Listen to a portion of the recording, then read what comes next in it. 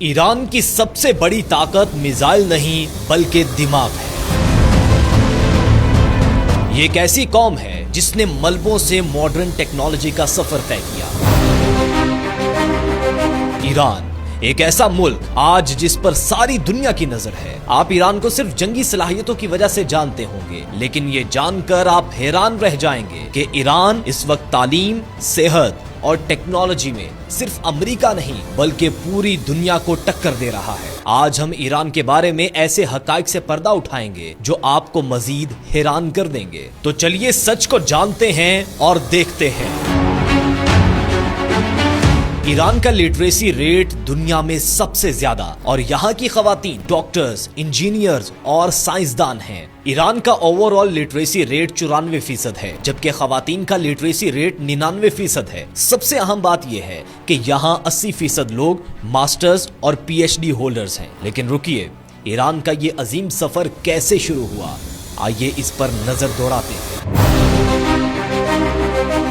ایران کی کہانی آج سے شروع نہیں ہوتی، بلکہ یہ اس وقت سے ہے جب دنیا کے نقشے پر تہذیبیں جنم لے رہی تھیں۔ 2500 سال پہلے سائرس اعظم یعنی کہ دی گریٹ سائرس نے دنیا کی پہلی عظیم سلطنت کی بنیاد رکھی۔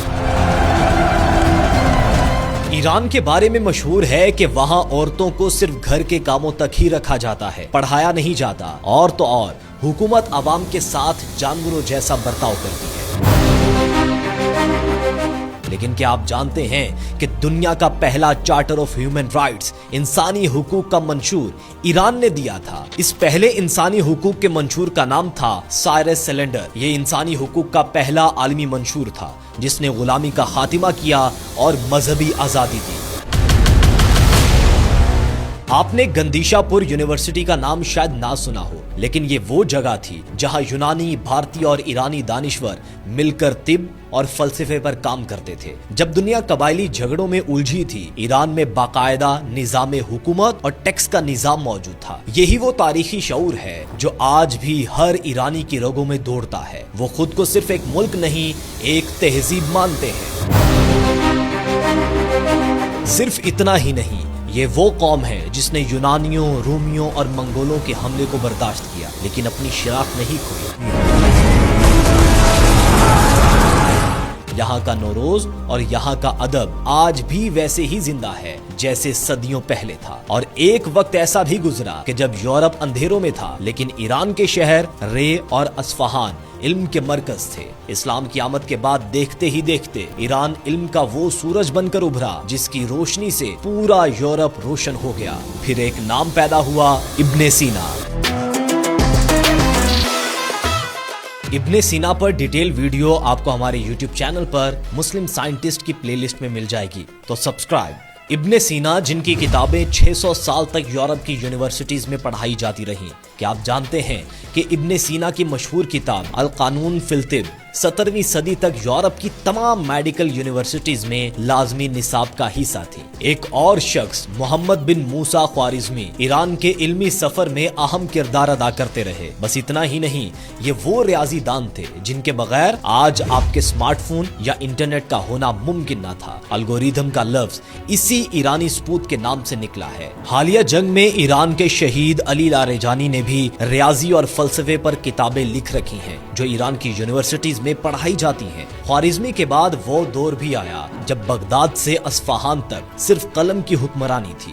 جہاں ایک طرف ریاضی کی گتھیاں سلجھ رہی تھیں، وہیں عمر خیام اور مولانا رومی انسانی روح کے فلسفے بیان کر رہے تھے۔ ایران نے صرف جنگجو نہیں بلکہ ایسے دماغ پیدا کیے جنہوں نے طب، فلکیات اور ریاضی کی تاریخ بدل دی۔ جو ایران آج آپ دیکھ رہے ہیں، اس کے DNA میں تحقیق اور جستجو ہے۔ 1979 کے انقلاب کے بعد دنیا نے سمجھا کہ ایران اب پتھر کے دور میں چلا جائے گا، لیکن اعداد و شمار کچھ اور ہی کہانی سناتے ہیں۔ ایران نے اپنی GDP کا ایک بڑا حصہ تعلیم اور تحقیق پر صرف کیا۔ ان کا نعرہ تھا، علم ہی بقا ہے۔ آج پوری دنیا یہ سمجھتی ہے کہ وہاں خواتین پر پابندیاں ہیں۔ حقیقت اس کے بالکل برعکس ہے۔ ایران کی یونیورسٹیز میں 60% سے زیادہ طالبات ہیں، اور تو اور وہاں کی خواتین صرف گھر نہیں چلاتی بلکہ وہ لیبارٹریز میں کینسر کی ویکسین بھی بناتی ہیں اور خلائی مشن ڈیزائن کرتی ہیں۔ یہ بات مغرب کے لیے کسی معجزے سے کم نہیں کہ ایران میں سٹیم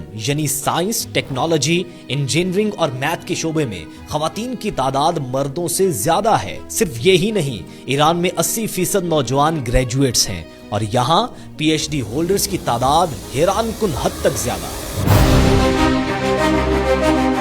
دنیا کو لگا تھا کہ 1979 کے بعد ایران تنہائی کا شکار ہو کر پیچھے رہ جائے گا، لیکن یہاں ایک خاموش انقلاب آیا، تعلیمی انقلاب۔ ایران نے اپنی معیشت کا بڑا حصہ تعلیم پر لگایا، گاؤں گاؤں میں لٹریسی کورس بھیجے گئے۔ آپ نے ایران کو اکثر خبروں میں صرف جنگی مشقوں، پابندیوں یا دفاعی صلاحیتوں کی وجہ سے دیکھا ہوگا۔ ایران کا اسرائیل پر بڑا میزائل حملہ، لیکن کیا آپ نے کبھی سوچا ہے کہ جس ملک پر دہائیوں سے عالمی پابندیاں لگی ہوں، وہ ٹوٹنے کی بجائے مزید مضبوط کیسے ہوتا جا رہا ہے؟ ایران کی اصل طاقت اس کے میزائل نہیں بلکہ اس کے وہ دماغ ہیں جو دنیا کو حیران کر رہے ہیں، کیونکہ ایران کینسر کے علاج اور سٹیم سیل ریسرچ میں اس مقام پر ہے کہ پڑوسی ممالک تو دور، خود ترقی یافتہ ممالک کے لوگ یہاں علاج کروانے آتے ہیں۔ سٹیم سیل ریسرچ میں ایران دنیا کے ٹاپ 10 ممالک میں شامل ہے۔ کیا آپ یقین کریں گے کہ ایران نینو ٹیکنالوجی میں دنیا کے پہلے 5 ممالک میں شامل ہے؟ ان کی بنائی ہوئی مصنوعات اب دنیا بھر میں ایکسپورٹ ہو رہی ہیں۔ ایک ایسا ملک جو اپنی گاڑیوں کے پرزے نہیں منگوا سکتا تھا، آج اپنی سیٹلائٹس خود خلا میں بھیج رہا ہے۔ یہ سب کچھ ریورس انجینئرنگ اور مقامی ٹیلنٹ کا نتیجہ ہے۔ یہ کیسے ممکن ہے کہ ایک ملک جس کے اثاثے منجمد ہوں وہ اپنی سیٹلائٹ خلا میں بھیج رہا ہے؟ تو اس کا جواب ہے کہ یہ ان کی نالج بیسڈ اکانومی کا کرشمہ ہے۔ ایران صرف لیبارٹریز کا نام نہیں ہے، یہاں کی سڑکوں پر آپ کو تہذیب ملے گی، یہاں کا کھانا، یہاں کی شاعری، غافل دادیم دل به دستت ما را یاد و تو را فراموش، اور یہاں کے لوگوں کی مہمان نوازی دنیا بھر میں مشہور ہے۔ ایران کا سینما آج ہالی ووڈ کو ٹکر دے رہا ہے اور آسکر جیت رہا ہے۔ Separation, Iran, Oscar Farhadi. یہ لوگ اپنی جڑوں سے جڑے ہوئے جدید لوگ ہیں، اور صرف اتنا ہی نہیں، ایران کی فٹ بال کی ٹیم ایشیا میں جاپان کے بعد دوسرے نمبر پر ہے۔ ایران کی کبڈی ٹیم حالیہ ورلڈ کپ میں بھارت اور کینیڈا کی مضبوط ٹیموں کو ہرا چکی ہے۔ ایران کی کہانی صرف میزائلوں یا ایٹمی پروگرام کی کہانی نہیں ہے، یہ ایک ایسی قوم کی داستان ہے جس نے اپنی تہذیب کو ماڈرنائزیشن کے ساتھ جوڑ دیا ہے۔ یہاں کے لوگ محنت پسند ہیں، صابر ہیں اور سب سے بڑھ کر خوددار ہیں۔ اگر آپ ایران کو صرف جنگ کی نظر سے دیکھتے ہیں تو آپ ایک بہت بڑی حقیقت سے محروم ہیں۔ ایران ایک احساس ہے، ایک ایسی تہذیب ہے جو ہزاروں سالوں سے مٹانے کی کوششوں کے باوجود آج بھی سر اٹھا کر کھڑی ہے، اور شاید یہی وہ وجہ ہے کہ پوری دنیا آج ایران کے بارے میں بات کرنے پر مجبور ہے۔ اگر آپ بھی ایران کے بارے میں کچھ جانتے ہیں تو کمنٹ میں ضرور بتائیے گا۔